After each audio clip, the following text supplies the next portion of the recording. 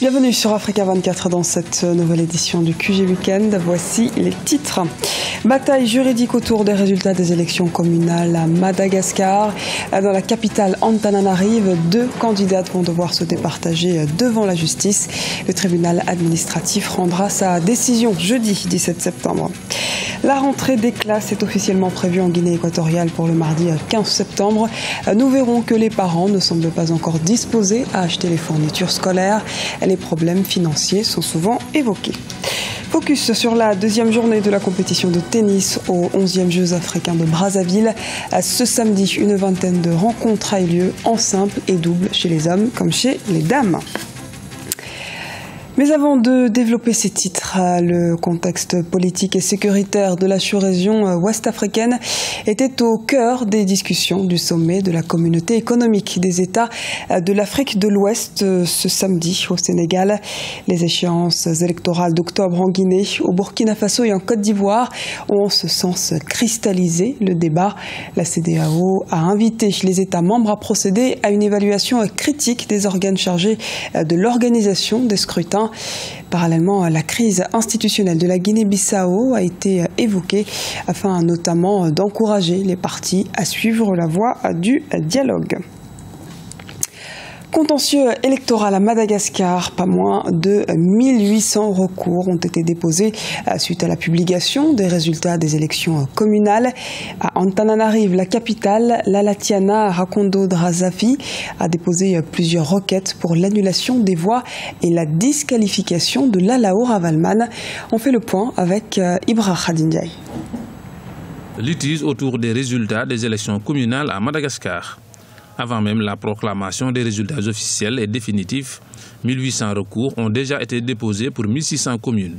À Antananarivo, la victoire de Lalao Ravalomanan, l'épouse de l'ancien président Marc Ravalman, annoncée par la commission électorale et contestée par sa concurrente Lalatiana Rakotandrazafi, affiliée à l'ancien président André Rajoel.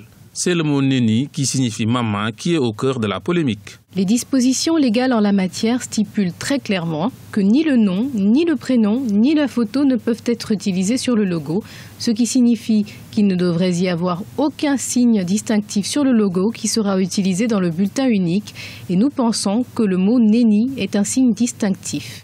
La mairie de la capitale est une clé essentielle vers le succès qui mène à la présidentielle prévue en 2018. La capitale d'Antananarivo est importante, surtout c'est la capitale, mais il y a aussi je ne dis pas une tradition, mais ce qui vise la présidence de la République, à l'expérience donc de l'histoire de M. Ravalman, mais aussi de André Rajoel, qui a été tout récemment le chef de la transition, ont été par avant tous maires de la capitale. Donc, en tant que capitale et en tant que centre, là aussi c'est d'une importance capitale vu le nombre d'habitants et vu aussi les projets qui sont là-bas, quoi. Lalatiana Rakotandrazafi demande à la justice l'annulation des voix et la disqualification de Lalao Ravalmanan. Le tribunal administratif devra rendre sa décision jeudi 18 septembre 2015. Relations bilatérales Bénin-Guinée équatoriale. Le président équato-guinéen Teodoro Obiang Nguema est attendu ce dimanche à Cotonou pour une visite de travail de 48 heures. Il s'entretiendra avec son homologue béninois Thomas Boniayi. Et au cours de cette visite, les 2 chefs d'État procéderont à l'inauguration officielle de la banque commerciale pionnière équato-guinéenne dénommée CCEI Banque Bénin, spécialisée dans l'octroi de crédits d'investissement. La signature de divers accords liant les 2 pays est également au programme. Préparation de la rentrée scolaire en Guinée équatoriale. Après plus de 2 mois de vacances, les équato-guinéens retourneront sur les bancs mardi 15 septembre. Parents et élèves s'attellent aux dernières courses, mais il semble que la vente des fournitures chez les commerçants n'est pas au rendez-vous. Reportage de notre correspondant en Guinée équatoriale, Policarpo Edoumassa.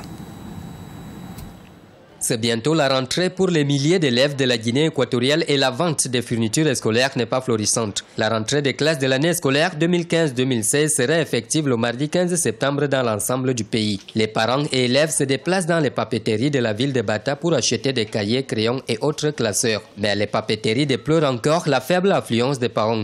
Les vendeurs de fournitures scolaires expliquent avoir connu un recul de 50% de leur chiffre d'affaires par rapport à la même période de l'année 2014-2015. Les ventes ont reculé de 50% cette année par rapport à l'année scolaire 2014-2015. Il y a très peu d'affluence des clients. Dans la même période l'année dernière, l'activité était florissante. Notre papeterie était tous les jours prise d'assaut par les clients. Les parents d'élèves justifient cette situation par la récession économique que traverse la Guinée équatoriale, car beaucoup se sont retrouvés en chômage. Beaucoup de parents ont perdu leur emploi. Ceux-ci se trouvent en difficulté pour faire face aux frais de scolarité. Cela est dû à la hausse du taux de chômage que connaît le pays actuellement. En plus des difficultés financières pour l'achat de fournitures scolaires, il y a aussi la hausse des frais de scolarité dans les écoles privées. Dans ce contexte, les écoles publiques qui sont presque gratuites restent la solution pour les Équato-Guinéens à faible revenu. Deuxième journée de la compétition de tennis aux 11e Jeux africains ce samedi. Chez les hommes, Paterne Mamata du Congo s'est imposé face à Lebelo Mosele du Lesotho. Les précisions dans ce reportage de Jacques Amboka, l'un de nos envoyés spéciaux au Congo-Brazzaville. La compétition du tennis aux 11e Jeux africains est entrée dans sa deuxième journée ce samedi 12 septembre au Tennis Club de Brazzaville. Des rencontres en simple et double ont eu lieu. Côté homme, Paterne Mamata du Congo a battu Lebelo Mosele du Lesotho par 2-7-0, 6-1, 6-0. C'est la seconde victoire du Congolais qui n'a pas manqué de louer les qualités de son adversaire et de se réjouir de l'organisation des 11e Jeux de Brazzaville. Donc faire très attention à ses appuis, très attention à son corps. Et c'est ce qui va être le plus dur à gérer d'abord. C'est une très bonne chose pour le pays d'avoir organisé un événement comme ça. J'espère que la jeunesse va profiter des infrastructures, que ce soit pour le tennis, que ce soit pour le foot, que ce soit pour tous les sports qui sont ici aux Jeux africains. Aussi sur l'affiche des rencontres de la compétition de tennis en simple ce samedi, Ahmed Mounir d'Égypte a battu Mohamed Khan du Kenya 6-3, 6-2. Oumar Ka a eu raison du Nigeria Christian Paul 6-3, 6-2. Nous sommes ici pour les 11e Jeux africains avec 4 athlètes hommes et 4 dames.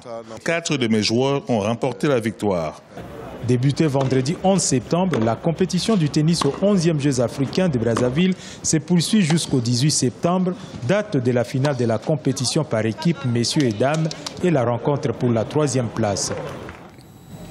Et sachez que vous pouvez retrouver tous les jours sur Africa 24 pendant les 11e Jeux africains le journal des Jeux à 16h15 GMT ainsi que le club des Jeux à 20h GMT. Ce journal a été réalisé par l'ensemble de la rédaction. Nous vous remercions pour votre fidélité. Dans un instant, une nouvelle édition de l'actualité sur Africa 24.